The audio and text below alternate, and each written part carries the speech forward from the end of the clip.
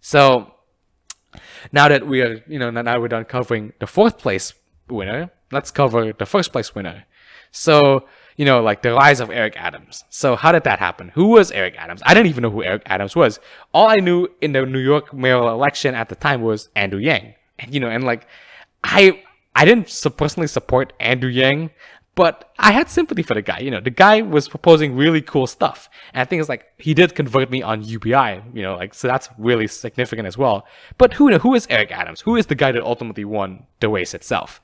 So, like I said earlier, Andrew Yang was crushing everybody in the polls initially. So Eric Adams wasn't even like really registering all that much in the polls, 10%, 15% at most. I didn't really check that well, but yeah, he wasn't like really even anywhere in anybody's radar at the time. But that's to his advantage. I'll get to that in a bit. So, like I said, of course, there's some name recognition there, because he was the former Brooklyn borough mayor, which I think is like each kind of borough has their own mayor. So I think that's, like how he got his name recognition. Like Brooklyn, he has a base in Brooklyn, basically. And, like I said earlier, like what I hinted on is like he has this consistent messaging on crime, basically. So, like where a lot of like liberal candidates try to like pander with like things like race, things like culture, even to some extent, economics as well. I think Eric Adams' message on crime was the thing that really resonated with people because, like I said, I think it's like poorer people especially, in the outer boroughs, they really only care about the mundane issues. They don't care about, the first female this, the first male that. That's fine, that's great. But the thing is, when you're just trying to get by and, crime is on the rise and you fear for your safety, it's fear, I think, ultimately, that people try to appeal to. Yeah, you would, a tough on crime message from a former police officer would really resonate with you because, it's very practical. I want to be more tough on crime. And, and the rise in crime in New York is significant enough to where people would say, yes, that's my guy. He's straightforward. I know what I'm getting when I'm voting for him. Now, what he doesn't tell you is, he has all these other Wall Street people backing him who want other things from him, like leniency for corporations and things like that.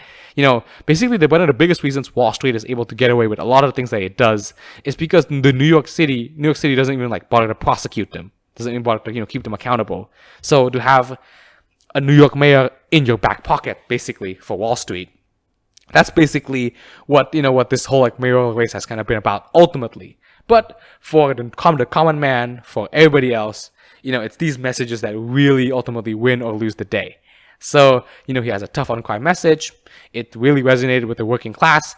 So basically, what ultimately happened was that, like in the guise of populism, he was able to kind of strike this weird coalition of people. So basically, he made a coalition of working class people, but also Wall Street people. Now you see how weird that coalition is on the surface, but it's kind of like I would say like an unconscious coalition that they both made, basically. And, that's really unfortunate because, what a genuinely populist candidate would have actually said a lot of the same things he does. Maybe like a bit more toned down on like the tough on crime things.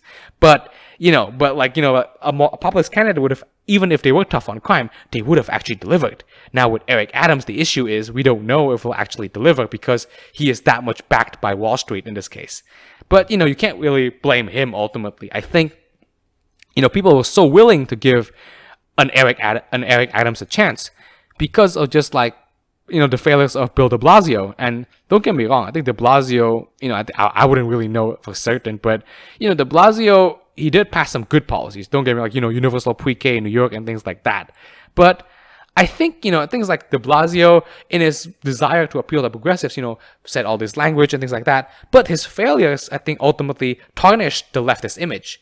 It kind of tarnished the people like Maya Wiley's image, who, in other times, in other races, would have actually, done pretty well. But, with just like how bad de Blasio like messed up in like a lot of cases, which is how I think it's more like an inaction in his part rather than like a messing up. He didn't like do something scandalous like Giuliani or like Bloomberg, but he wasn't like a wow mayor. He was like an mayor. So so you see because of that, because you see somebody with inaction, all these years, somebody who says, I want to have a realistic goal. I want to have, something that's realistic, like a goal. I want to have, I want to cut crime. I want to like be tough on crime. That's appealing enough. And I think it's like the fact that message alone gave him the mayoral seat basically is really, it's really an indictment to American politics, and it really speaks to like the sorry state of just like a lot of these people. And I think that's honestly like really sad that, like the mayoral race ultimately, the mayor is always just like going to be in the back pocket of Wall Street basically, at least in this era. In the past, New York has had a lot of like, like really, really good like populist mayors, like, like LaGuardia, for example, is really famous for being like somewhat of a socialist in his own way. But that we can talk about in the future. But just like like how like somebody could strike a coalition with Wall Street and the working class is really interesting, and as a particular peculiarity of American politics. I don't know. It's like you guys might like know better. So just like tell me below if that is the case somewhere else.